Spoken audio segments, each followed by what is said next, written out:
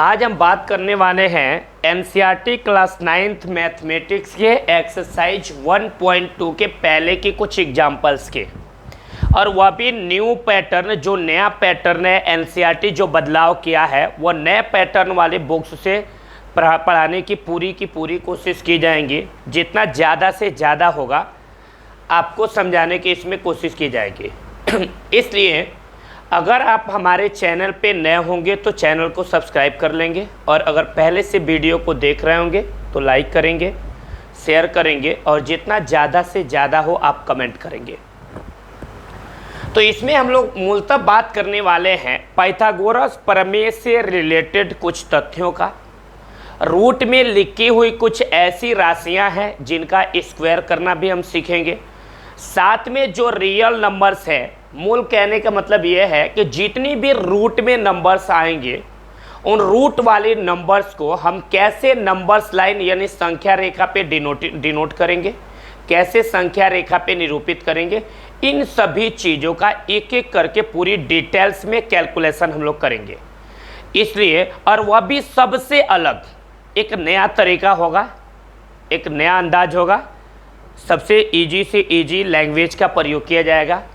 जितने भी डाउट्स होंगे ये ऐसा कोशिश की जाएंगी कि आपके अंदर कोई भी डाउट्स ना आए। हम बिना टाइम वेस्ट किए हम अपनी क्लास को स्टार्ट कर रहे हैं। देखेंगे लिखा भी है क्लास 9th मैथमेटिक्स यानी गणित संख्या पद्धति, चैप्टर का नाम है। न्यू पैटर्न के हिसाब से पढ़ाई हो रही है। प्रश्नावली 1.2 के पहले के एग्जाम्पल्स हैं, ठीक है। यहाँ देखेंगे जरा हम इस पे। सबसे पहले थेल्स के शिष्य पाइथागोरस ने एक समकोण त्रिभुज से रिलेटेड थ्योरम प्रस्तुत किए थे। एक समकोण त्रिभुज से रिलेटेड प्रमेय दिए थे। वह प्रमेय क्या है?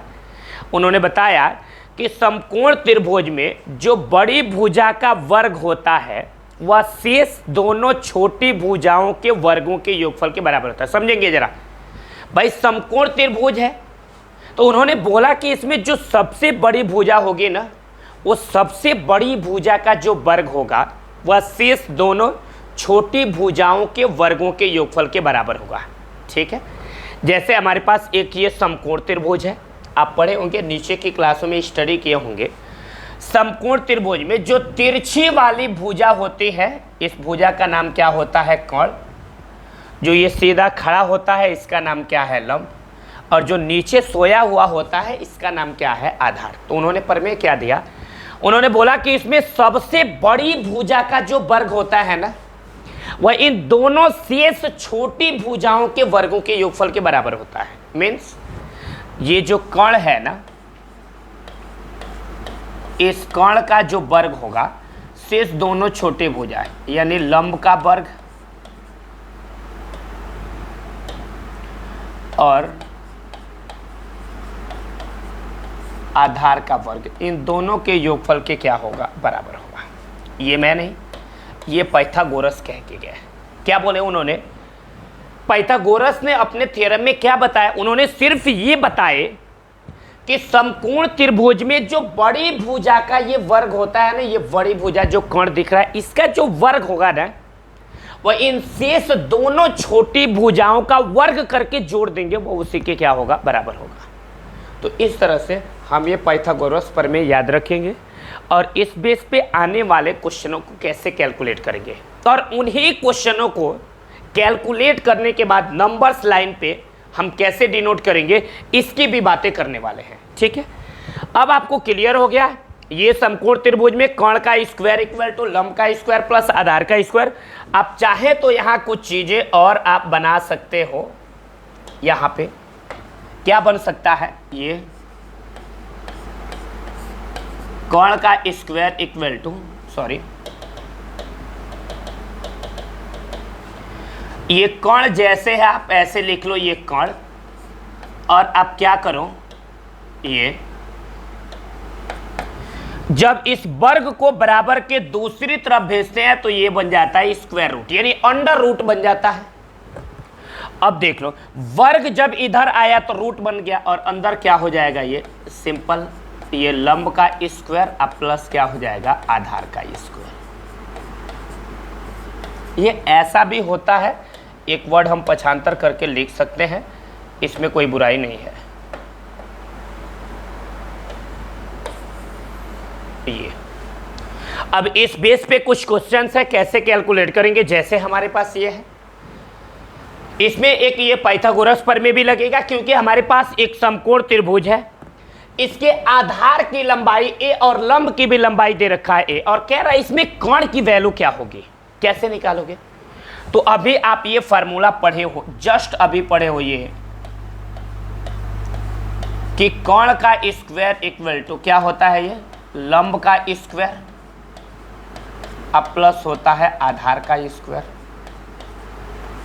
ये अगर स्क्वायर को बराबर के इधर भेज देंगे तो सिंपली ये हो जाएंगे कोण इक्वल टू, ये रूट में आपके हो जाएंगे, यहाँ लंब स्क्वायर है तो सिंपल आप लिख लोगे ये लंब का स्क्वायर, अब प्लस ये आधार का स्क्वायर है तो आप सिंपल लिख लोगे आधार का स्क्वायर। ये आपके आ जाएंगे, क्लियर, ये फार्मूले बनेंगे। अब सिंपल इसमें मान भर दो आप, क्या मान भरोगे, ये कोण इक्वल टू अंडर रूट में, यहाँ लंब है, बोलो लंब का मान क्या दे दिया, 1 तो कर दो 1 का वर्ग, ये आधार है, आधार का भी मान क्या दे दिया, 1 तो कर दो 1 का वर्ग। बोलो इसमें कोई प्रॉब्लम है, किसी को कोई प्रॉब्लम हो तो पूछ सकते हो, ठीक है। अब आप देखो क्या मिलेगा, यहाँ पे मैं ले लेता हूँ ये, यहाँ पे ये सिंपल जैसे आपका ये कोण है सेम आप कोण लिख लो, बड़ा मिस्टेक है आज हमसे। और अंडर रूट में एक पे कितनी भी घात लगा लो इसका मान 1, और इस एक पे भी कितनी घात लगा लो इसका मान हो गया 1। अब देख लो ये आराम से ये कोण की वैल्यू आपका निकल गया, 1 और 1 मिलके 2, ये किस में रहेगा, रूट में, यानी इसकी वैल्यू निकल गया √2। बोलो आया, एकदम आसान है। इस बेस पे एक और क्वेश्चन यहाँ पे, ये इसमें देख लो आप, आधार की वैल्यू √2 दी है और ये जो लंब है लंब की वैल्यू 1 दे दिया है। सिमिलर क्वेश्चन कोण की वैल्यू पूछ रहा है, तो इसमें आपको कुछ चीजें हैं जो आपको याद रखने हैं। जो यहाँ पे ये है, क्या याद रखने हैं, आपको ये याद रखने हैं कि कोई भी राशि अगर करणी के अंदर दी गई होती है, फिल करना जरा, कोई भी राशि अगर करणी के अंदर रूट के अंदर दी गई होती है तो जब उसका स्क्वायर करते हैं तो रूट खत्म हो जाता है, ठीक है। जैसे ये √2 का स्क्वायर करेंगे तो सिर्फ होगा 2, √3 का स्क्वायर करेंगे तो सिर्फ 3 होगा, √4 का स्क्वायर करेंगे तो सिर्फ 4 होगा, √5 का स्क्वायर करेंगे तो सिर्फ 5 होगा, ऐसे √6 का स्क्वायर करेंगे तो सिर्फ क्या हो जाएगा, 6। ये आपको इतनी चीजें याद रखते हैं। क्या याद रखते हैं, याद रखने का मूल उद्देश्य सिर्फ ये है कि अगर कोई राशि रूट के अंदर दी गई हो ना तो उसका वर्ग करते हैं तो रूट कंप्लीट खत्म हो जाता है, क्लियर। ऐसे देखो सिमिलर वही काम करेंगे इसमें कि हमारे पास एक समकोण त्रिभुज है जिसमें आधार की वैल्यू √2 दी है और लंब की वैल्यू 1 दी है, कोण की वैल्यू पूछ रहा है।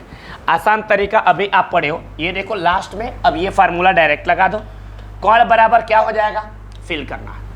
ये अब आपको समझ में आ गया कि डायरेक्ट अब हम चाहे तो ये कोण इक्वल टू फार्मूला लगा सकते हैं, अंडर रूट में ये भुजा है लंब तो हो जाएगा लंब का स्क्वायर,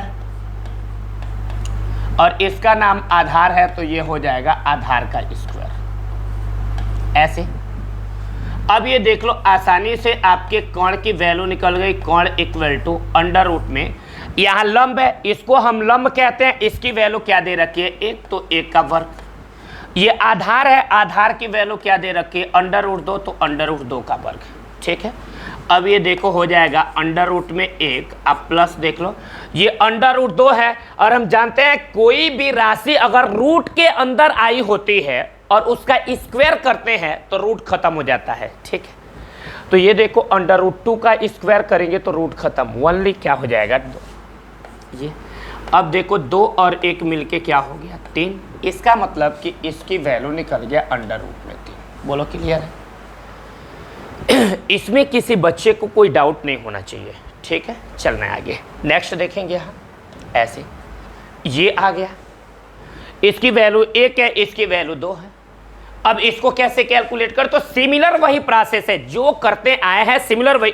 अरे मैं आपको एक सीढ़ियां रेडी कर रहा हूं कि आपको छत तक जाने कैसे है, सिर्फ मैं ये बेसिक चीजें कंफर्म कर रहा हूं कि अगर ये बेसिक चीजें कंफर्म हो जाएंगे तो आप कैलकुलेशन बहुत आसानी से करोगे। ठीक है, वही कर्ण की वैल्यू पूछ रहा है, सेम फार्मूला है, क्या है कि ये कर्ण इक्वल टू अंडर रूट में सिमिलर क्या हो जाएगा, ये लंब का स्क्वायर अब प्लस क्या हो जाएगा, आधार का स्क्वायर, ऐसे। अब ये देख लो आराम से, ये कर्ण इक्वल टू आप लिख सकते हो अंडर रूट में, यहाँ लंब है, लंब की वैल्यू क्या दे दिया, 1, तो 1 का स्क्वायर, ये आधार है, आधार की वैल्यू दिया है 2, तो कर लो 2 का स्क्वायर। ठीक है, हम जानते हैं 1 पे हम कितनी भी पावर चढ़ा ले उसकी वैल्यू हमेशा क्या होगा, 1, और 2 का वर्ग करेंगे तो क्या हो जाएगा, 4। अब 4 और 1 मिलके करने में कितना हो जाएगा, 5। बोलो आया, इसमें कोई प्रॉब्लम नहीं है। इसका मतलब कि इस कोण की वैल्यू हमारा निकल गया अंडर रूट में 5। इसमें किसी प्रकार की कोई डाउट नहीं आनी चाहिए। यहां तक तो मुझे ऐसा लग रहा है कि यहां तक सारी चीजें कंफर्म हुई है। आगे चले, ये वाला अब आया, ये बहुत कमाल की चीजें यार। कह रहा संख्या रेखा पर अंडर रूट 2 का स्थान निर्धारित कीजिए। इसका मतलब ये हुआ कि संख्या रेखा पर अंडर रूट 2 कहां पे होगा, इसका स्थान का निर्धारण आपको कर लेने हैं। तो संख्या रेखा पर अंडर रूट 2 का, this is the most important question, ये बहुत इंपॉर्टेंट है। एक अगर फील आ गई क्वेश्चन समझने की, वह भी प्रकार की सहायता से, तो सारी क्वेश्चन कैलकुलेट कर जाओगे एकदम आराम से। मैं एक एक करके बताऊंगा, पहले अंडर रूट 2 बताएंगे, फिर अंडर रूट 3 बताएंगे, फिर अंडर रूट 5 बताएंगे, उसके बाद under root 2, under root 3, under root 5, तीनों को एक ही पे बता देंगे। इसमें किसी तरह के आपके पास कोई भी डाउट नहीं आएगा। ठीक है, स्टार्ट कर रहे हैं।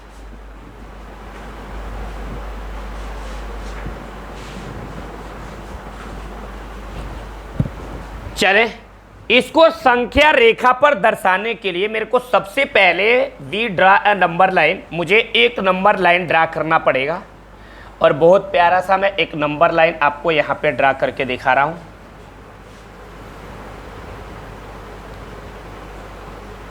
ये एक नंबर लाइन है, और इस नंबर लाइन के बीचों बीच में ये होता है 0। सबको पता है, मेरे को भी पता है। ये ऐसे, ये बीच में होता है 0। ठीक, अब इसके बाद अंडर रूट 2 का स्थान फील कर लो समझने के लिए। अंडर रूट 2 को अगर आप ब्रेक करोगे योगफल में तो 1 + 1 आएगा, 1 और 1 मिलके 2। समझने के लिए है, कोई मेथड नहीं है वो यार। इसका मतलब ये हुआ इधर 1 का मतलब कि इस लाइन पे 1 चलेंगे ऐसे, और वो बाद वाले 1 का मतलब ऊपर 1 चलेंगे। मूल उद्देश्य समकोण त्रिभुज बनाएंगे। ठीक, कैसे बनेगा, पहले हमको 1 चलना है, तो हम क्या करेंगे, यहां से फील करना है आपको, ओनली फील करना है। हम क्या करेंगे, यहां ओ से एक दूरी हम ऐसे उठा के चलेंगे, सॉरी, ऐसे हम इस ओ से एक दूरी चलेंगे ऐसे, और ये मान के चलेंगे कि माना यहां से यहां तक की लंबाई कितनी है, 1 है, 1। ठीक, अब यहां से यहां तक, और नाम रख देते हैं ये ओ, और इस बिंदु पे आए, सॉरी, इस बिंदु पे, तो ये नाम रख देते हैं ए। यानी ओ से लेके ए तक की लेंथ मैंने 1 चला। ठीक, इसके बाद फिर 1 ही चलना है। इसका मतलब कि यही वाला दूरी सेम इस पे भी ऊपर चलना है। तो चलने का तरीका क्या है, चलने का तरीका यह है, एकदम सीधा चलना है, इस पे बिल्कुल सीधा। थोड़ा सा भी टेढ़ा हुआ तो क्वेश्चन गलत होगा।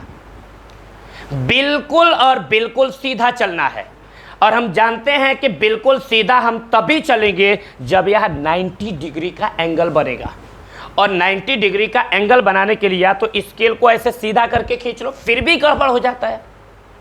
तो सबसे आसान तरीका है 190 डिग्री चलने के लिए आप ये इस्तेमाल कर लोगे चांदा। ठीक है, ये चांदा बड़ा सा कर ले रहा है और इस चांदा का ये नोक ऐसे जो दिख रहा है ना, ये इस पॉइंट पे लाएंगे और इस लाइन पे इसका ये डार्क वाला जो लाइन दिख रहा है वह इस लाइन पे अध्यारोपित करेंगे ऐसे ऐसे।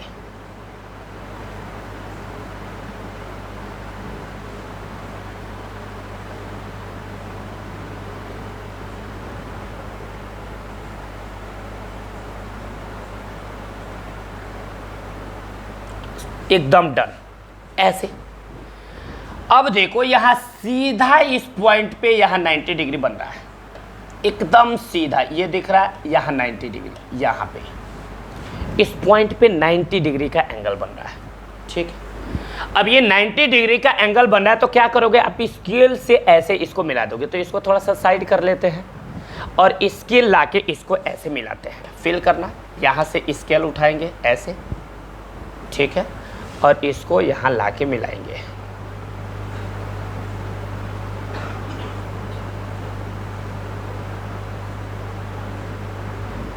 एकदम सीधा ऐसे।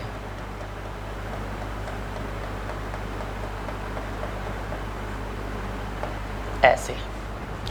अब इस स्केल को ऐसे हटा लेंगे। फील हो रही होगी सारी चीजें तुम्हें। अब क्या करेंगे, जितना बड़ा ये दूरी है, फील करना जरा, क्या आ गया, जितना बड़ा ये 1 है हम उतना ही बड़ा ये 1 काटेंगे।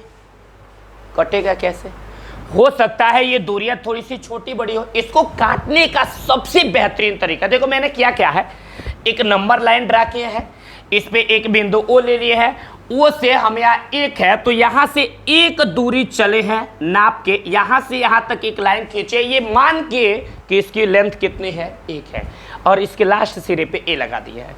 अब देखो इसके बाद भी 1 चलना है तो कैसे चलेंगे, हमको यहीं से सीधे ऊपर 1 चलना है। तो भाई टेढ़े मेढ़े होने के डर से मैंने एक चांदा लाया और इस पॉइंट पे 90 डिग्री का एंगल बना दिया ताकि ये लाइन सीधी मिल जाए। उसके बाद मैंने स्केल की सहायता से मिला दिया। अब क्या करेंगे, अब ये जितनी बड़ी दूरी है उतना ही दूरी इस पे काट लेंगे। तो कैसे काटोगे भाई, या तो स्केल से माप के काट लो, और नहीं अगर स्केल है तो सिंपल सा सबसे आसान फंडा ये है कि आप ये प्रकार उठाओ और प्रकार से इसको काटो। ये देखो प्रकार का ये नोक यहाँ हो गया, और इसको क्या करो आप खींच के यहाँ कर लो, थोड़ा सा डाउन आ जाए ऐसे। देखो इतना बड़ा हो गया। अब कुछ नहीं करेंगे, अब इसको इतना बड़ा हो गया ना, अब इसी को उठा के इस पे इतना बड़ा ट्रिक कर लेंगे ऐसे। देख लो, बोलो, देखो प्रकार में ये दूरी भर लिए ना। अब कुछ नहीं करना, ये वाला नोक आपको लाके, ओ गड़बड़ हो गया,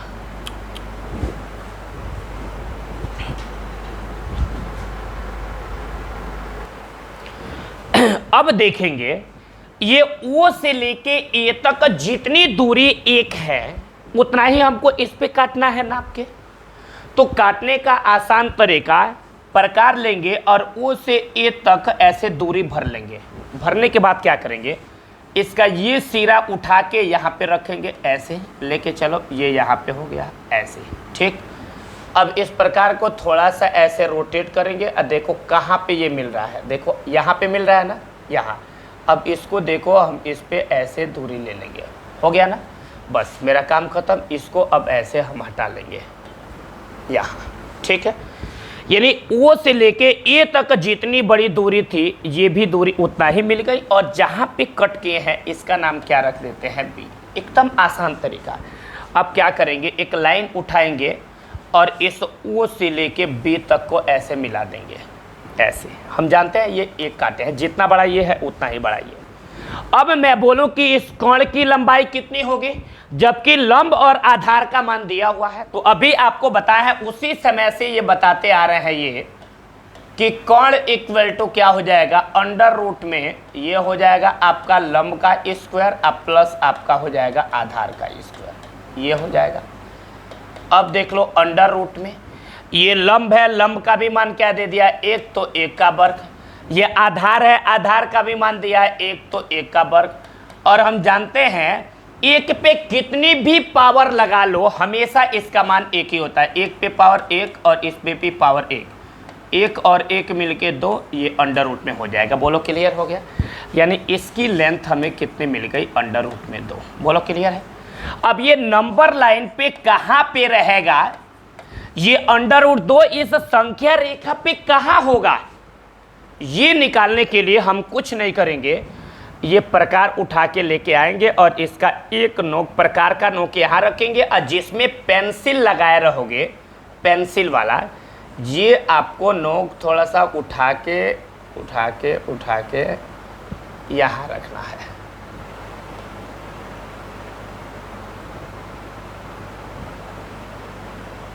यहाँ पे,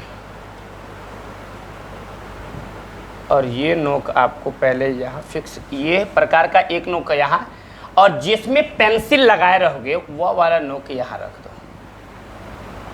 थोड़ा सा ऐसे। बोलो हो गया। अब कुछ नहीं करेंगे, ऐसे प्रकार रख के इस तरह से हम चाप लगा देंगे, इस तरह से। क्लियर। अब आप देखो प्रकार का चाप जो लगाएंगे वह चाप इस लाइन को इस पॉइंट पे काट रहा है ना, इसका मतलब यही वह पॉइंट है जिसकी वैल्यू कितनी होगी, अंडर रूट में 2। आंसर हो गया। बोलो आया। यही वह पॉइंट होगा जिसका आंसर क्या, जिसकी वैल्यू क्या होगी, अंडर रूट 2 होगी। तो इस प्रकार से हमने आसानी से संख्या रेखा पर अंडर रूट 2 का स्थान निर्धारण कर लिया। बोलो क्लियर है। संख्या रेखा पर किसका स्थान निर्धारण कर लिया, अंडर रूट 2 का। अब हमारी बारी होती है कि अब अंडर रूट 3 को कैसे निर्धारित करेंगे, तो ये भी देख लें। संख्या रेखा पे अंडर रूट 3 का स्थान निर्धारण करने के लिए सिमिलर वही काम, एक नंबर लाइन ड्रा करेंगे ऐसे,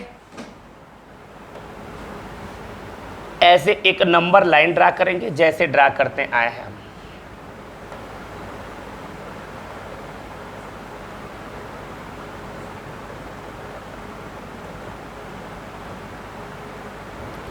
ऐसे एक नंबर लाइन ड्रा कर लेंगे। इसके बाद इसके बीचों बीच में हम एक पॉइंट ले लेंगे और ये पॉइंट ये होगा, इमेजिन ये ओ होगा, ओ। अब देखो अंडर रूट 3 को संख्या रेखा पे निर्धारित करने के लिए अंडर रूट 3 को लिख सकते हैं अंडर रूट 2 प्लस 1, 1 प्लस 1 दर्शा लिए अंडर रूट 2 प्लस 1। इसका मतलब कि पहले हमको अंडर रूट 2 दर्शाना पड़ेगा, फिर 1 चलेंगे तो क्या मिलेगा, अंडर रूट 3 मिलेगा। कैसे होगा, सबसे पहले अंडर रूट 2 दर्शाएंगे और अंडर रूट 2 दर्शाने के बाद ही आप अंडर रूट 3 दर्शाएंगे। तो कैसे दर्शाएंगे अंडर रूट 3 को, तो जैसे आप अंडर रूट 2 को दर्शाए हो उतनी प्रोसेस पहले आप चल के अंडर रूट 2 को दर्शा लो, फिर उसी पे अंडर रूट 3 हम दर्शा लेंगे। तरीका क्या है देख लो।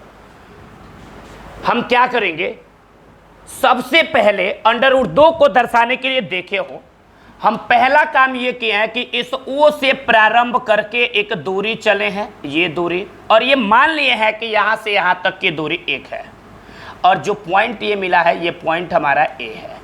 ये दूसरा नंबर पे क्या किया है, जितनी बड़ी दूरी है उतना ही बड़ी दूरी हम इस पे चलेंगे, एकदम सीधा चलेंगे ताकि समकोण त्रिभुज बने। और एकदम सीधा चलने के लिए इस ए पे 90 डिग्री का एंगल बनना चाहिए, तब तो सीधा होगा। तो यहाँ 90 डिग्री का एंगल बनाने के लिए हमारे पास सारे टूल्स हैं, हम यहाँ ले लेंगे और यहाँ से 90 डिग्री का एंगल ड्रा कर लेंगे ऐसे, इस तरह से। देखो एकदम थोड़ा सा आप आ जाओ भाई ऐसे, ठीक है, ये थोड़ा डाउन रहेगा भाई,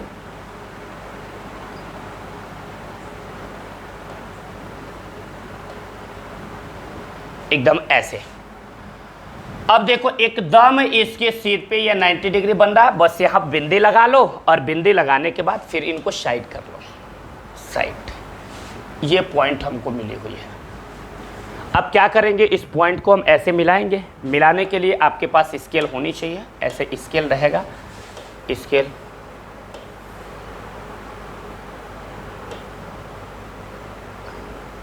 इन दोनों पॉइंट को मिलाना है। आसानी से आप क्या करोगे, स्केल की सहायता से ऐसे मिला लोगे। ये मिल गया। अब हटा लो ये। अब जितनी बड़ी ये एक है उतना ही बड़ा एक यहां काटना है, तो या तो स्केल से माप के काट लो, हो सकता है ये दूरी चले हैं तो 3.45 ऐसे कुछ करके हो पॉइंट में, तो थोड़ा सा काटने में असुविधा होती है, लेने में नापने में असुविधा होती है। आसान तरीका है, हम प्रकार में ये दूरी भर लेते हैं, उसी दूरी को यहाँ कट कर लेते हैं। अरे मेरी बात समझ में, तो तरीका क्या करेंगे, प्रकार उठाएंगे ये और देखेंगे यहाँ से यहाँ तक की दूरी क्या है, वही दूरी लेके इस पे काट देंगे। देखने का तरीका, इसका नोक उठा के एक यहाँ रख दो ये, और इसका नोक उठा के यहाँ रख लो, देखो दूरी भर गया ना। अब इस पे वह दूरी काटना है, तो इसको काटने के लिए ये वाला नोक यहाँ पे ला दो और इसको धीरे से ऐसे सुला दो। देखो कहाँ पे है, यहाँ पे है ना, इसको ऐसे ले लो, बात खत्म। अब इसको साइड कर लो। देखो ये ओ से लेके ए तक ए था, तो इसका मतलब ए से लेके ये पॉइंट जो बी मिला, ये भी कितना है, 1। अब क्या करोगे, इसके लिए आसान तरीका कि आप ओ से इस बी को मिला दोगे, मिल गया। अब मिलने के बाद आपका ये बन गया कि ये भी एक, ये भी एक। तो अभी निकाल के आप देखे थे, यहाँ पे इस कोण की वैल्यू जस्ट निकाले थे, कोण इक्वल टू अंडर रूट में ये लंब का स्क्वायर अब प्लस ये आधार का स्क्वायर, ऐसे।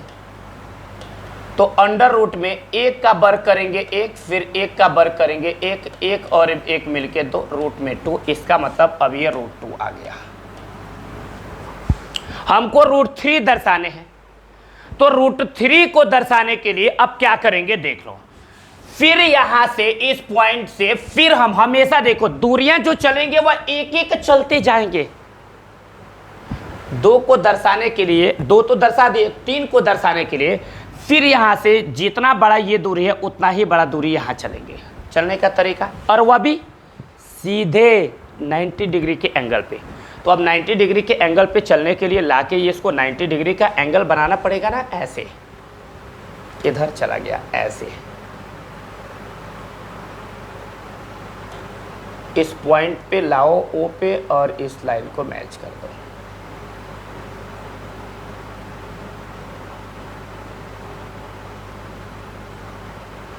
ऐसे देखो एकदम इस लाइन पे ये है और एकदम सीधे पॉइंट यहाँ डिनोट कर रहा है।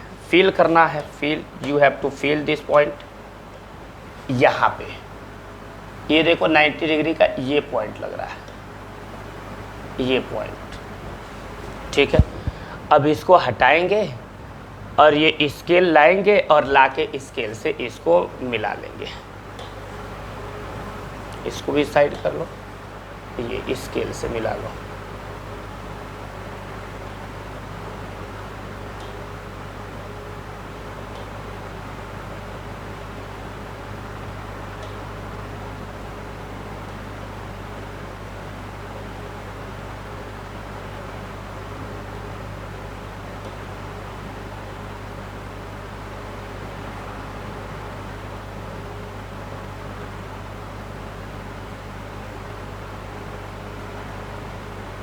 ऐसे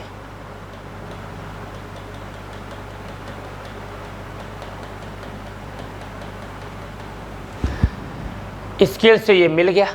अब क्या करेंगे भाई, जितना बड़ा ये दूरी था उतना ही बड़ा ये दूरी काटेंगे। तो ला के देखो ना, शायद काटा उतना ही बड़ा ये दूरी है भी।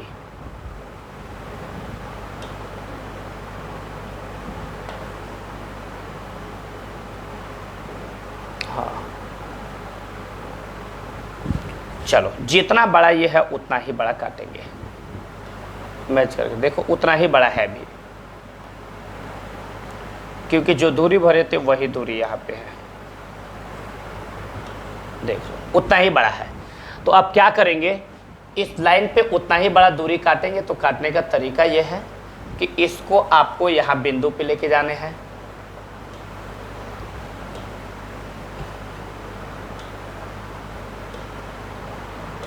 प्रकार से काट रहे हो आप, ऐसे।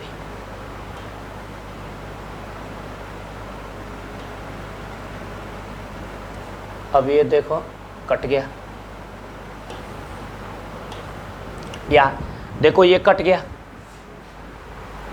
अब जैसे ही एक दूरी ये मिलेगा, फिर से हम क्या करेंगे, एक लाइन लेंगे और अब ओ से लेके इसको मिला देंगे, ये वाला।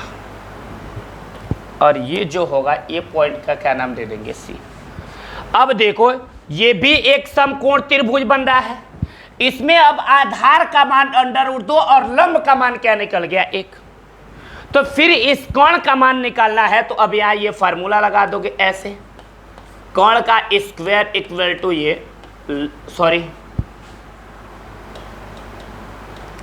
जब डायरेक्ट बता दिए हैं, कोण बराबर √ में ये लंब का स्क्वायर प्लस आधार का स्क्वायर। तो लंब की वैल्यू क्या है, 1, तो 1 का स्क्वायर, और आधार की वैल्यू है √2, तो ये होगा √2 का स्क्वायर। क्लियर हो गया।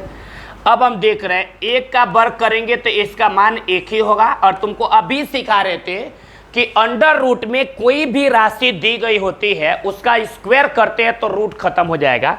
ये सिर्फ क्या हो जाएगा, 2। तो 2 और 1 मिलके क्या हो जाएगा, 3, और ये किस में रहेगा, रूट में। यानी इसके कोण की वैल्यू क्या निकल गया, √3, और मेरे को चाहिए भी कितना, √3। अब तो ये मिल गया। अब इस संख्या रेखा पे √2 का स्थान कहाँ पे रहेगा, इसके स्थान का निर्धारण करने के लिए अब आसान सा हमारे पास फंडा मिल गया। क्या फंडा है वो,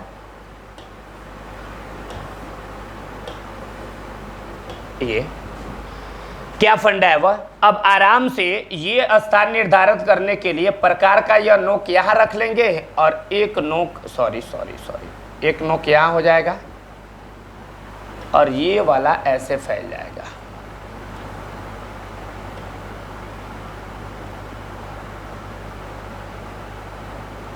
ऐसे हो गया ना।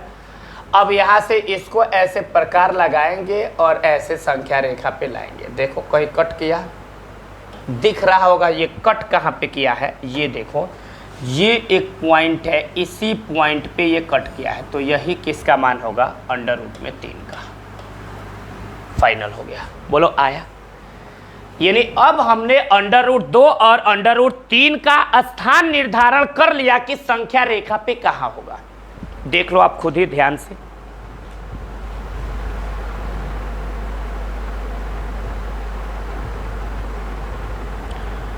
इसका मतलब कि ये क्वेश्चन आपको बड़ी इजीली समझ में आया होगा, इसमें किसी प्रकार की कोई डाउट नहीं होंगे।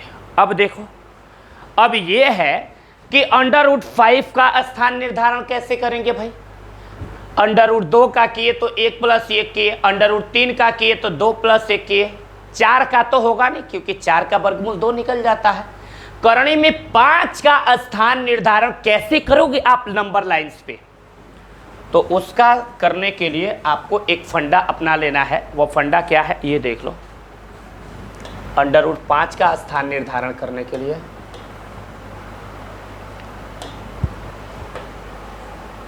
ये थोड़ा सा मिस प्रिंट है, मिस इसको हटा देते हैं, √5।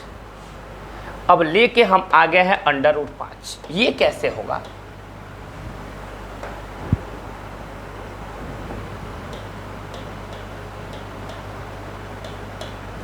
करनी में 5 का स्थान निर्धारण कीजिए। वह कैसे करेंगे यार, तो करनी में 5 को अगर मेरे को लिखना होगा तो हम प्यार से लिख सकते हैं करनी में 4 + 1, और हम जानते हैं 4 का वर्गमूल तो 2 निकल जाता है। उसके बाद से हम जानते हैं 4 का वर्गमूल 2 निकल जाता है। यानी नंबर लाइन जब चलेंगे तो उस पर एक क्वांटिटी 2 होगा और बाद में ये 1 चलेंगे तो ऑटोमेटिक हमको क्या मिल जाएगा, 5। इसका मतलब कि नंबर्स लाइन पे मेरे को अब 2 चलने हैं। मीन्स ऐसे एक नंबर लाइन ड्रा कर रहे हैं हम, ऐसे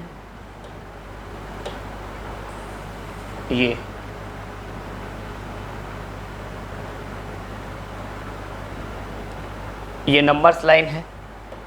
यहां बीच में एक छोटा सा प्यारा सा होता है 0। 0। अब मेरे को इस लाइन पे कितने चलने हैं? 2। तो 2 हम क्या करेंगे, एक लाइन ड्रा करेंगे और कहेंगे हम यहाँ से ये लाइन चल रहा है यहाँ तक, और मान ले रहे हैं कि यहाँ से जब यहाँ तक चले तो ये एक पॉइंट मिला, इसका नाम रख दिए, सॉरी इसका नाम रख दिए ए, और बोले यहाँ से यहाँ तक इसकी लेंथ 2 है। कितने है भाई? 2। अब मेरे को कितने चलने हैं? एक और चलने हैं ना भाई, एक और चलने, ये तो 2 चल दिए, अब मेरे को कितना चलना है? 1। कितना चलना है भाई? 1। तो 1 चलने के लिए हमारे पास यही फंडा है कि हम पहले यहां सीधा इस पे 90 डिग्री का कोण बनाए, फिर तो 1 चलेंगे। तो अब यहाँ 90 डिग्री का एंगल बनाने के लिए फिर वही इस्तेमाल करेंगे, चाँदा भाई का चाँदा।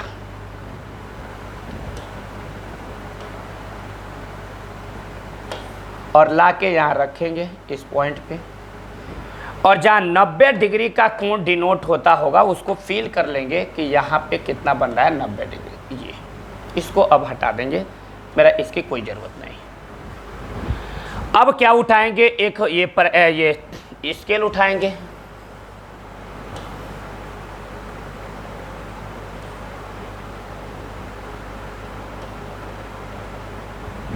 और क्या करेंगे, इसको ऐसे मिला लेंगे, ऐसे एकदम सीधा। अब इनकी कोई ज़रूरत नहीं है, हम इसको हटा देंगे। बोलो क्लियर है? अब मान लो ये पूरा लंबाई 2 है भाई, 4 का वर्गमूल 2, इस पे 2 चल रही है, बाकी कितना हमको ऊपर काटना है 1। तो हम ये फील कर लेंगे, कुछ चीज़ें मान लेंगे। आ रहा है मेरी बात समझ में? या स्केल ऐसे उठाएंगे, चाहेंगे तो हम 1 माप सकते हैं, ऐसे यहाँ से 1 मापना होगा। ये नीचे वाला थोड़ा सा बड़ा दिख रहा है, यहाँ ये वाला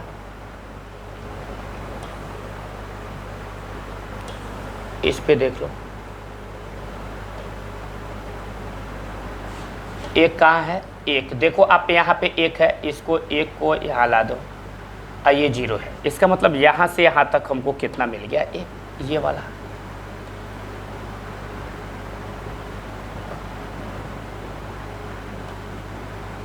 ये 1 है, हटा लेंगे, यानी ये पॉइंट हमारी 1 की है।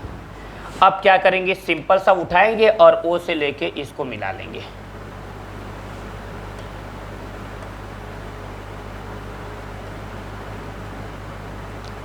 ऐसे। ये 1 है। अब आपको पता चल गया यह एक समकोण त्रिभुज हो गया, और इसमें कोण की वैल्यू निकालने हैं। कैसे निकलेगा? तो आपको मैं बताया हूं, कोण की वैल्यू निकालने के लिए डायरेक्ट फार्मूला अंडर रूट में, करणी में, ये लंब स्क्वायर प्लस आधार स्क्वायर। तो लंब की वैल्यू 1 तो 1 का स्क्वायर, आधार की वैल्यू 2 तो कर लेंगे 2 का स्क्वायर। अब देखो ये अंडर रूट में 1 का वर्ग करेंगे तो 1 होगा, और 2 का वर्ग करेंगे तो 4 होगा। 4 और 1 मिलके क्या हो जाएगा? 5। देखो आ गया ना, यानी इसकी वैल्यू निकल गया अंडर रूट में 5। अब ये अंडर रूट में 5 इस नंबर्स लाइन पे रहेगा कहाँ, ये मैटर करेगा ना कि इस लाइन पे ये रहेगा कहाँ। तो इसके लिए हम क्या करेंगे, एक प्रकार उठाएंगे और प्रकार को फिट करेंगे। प्रकार का नोक यहाँ कर लेंगे और दूसरा वाला नोक हम लाके यहाँ कर देंगे।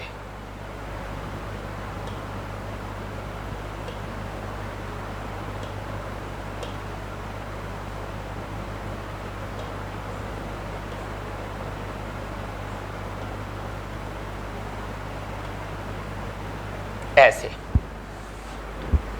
अब सीधी सी ये पकड़ेंगे और प्रकार से ऐसे चाप लगा देंगे। देखो ये चाप देखो, आप यहाँ पे कट किया है, तो जहाँ पे कट करेगा, जहाँ पे यही वाला जगह किसका मान हो जाएगा? अंडर रूट में 5 का।